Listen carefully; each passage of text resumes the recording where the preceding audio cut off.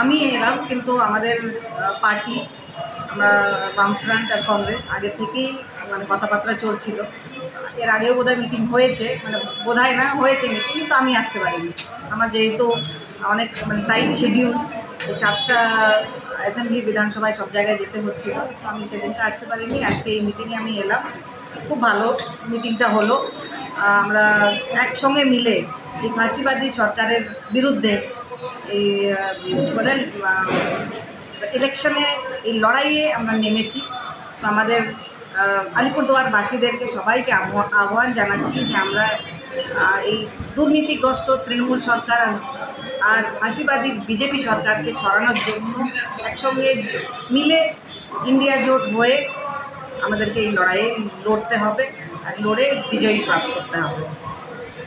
আরেকটি বিষয় বলছি, এই গত প্রায় 10-15 দিন আগেই আপনার নাম ঘোষণা হওয়ার কদিনের মধ্যে 1-2 দিনের মধ্যেই এই পার্টির বিষয়ে আপনাকে মেনে নেওয়া না বা এই ধরনের একটা বিক্ষোভ একটা দেখা দিয়েছে। এখন কি সেই বিক্ষোভ কি প্রশমিত হয়েছে?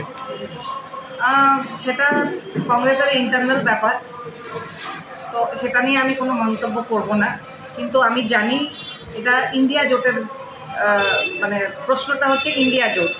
আমরা যেহেতু ওপর থেকে ইন্ডিয়া জোটে আছি, এখানেও আলিপুরদুয়ারেও আমরা ইন্ডিয়া জোটে আছি। ইন্ডিয়া জোট মানে যত বিজেপি আর টিএমসির বিরুদ্ধে যারা সংবিধানকে বাঁচাতে চায়, যারা দেশকে বাঁচাতে চায়, তারা একজোট হয়ে এই ফাঁসিবাদী সরকারের খিলাফে দাঁড়িয়ে আছে। আরেকটি বিষয় বলছি যে কংগ্রেসের সঙ্গে এই যে জোট হওয়ার ফলে আগামী এই যে লোকসভা নির্বাচনে কতটা মানে ফল হওয়ার আশা, মানে ভালো হওয়ার আশা? সবসময় বলছি খুব ভালো ফল হবে।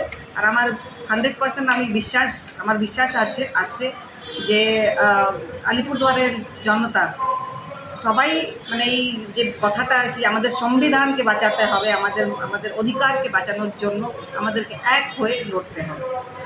আর এটা শুধু আলিপুরদুয়ার নয়, পুরো ভারতবর্ষে এই ইন্ডিয়া জোটকে নিয়ে ফাঁসিবাদী সরকারের খিলাফে আমাদেরকে লড়াই করতে হবে। ধন্যবাদ।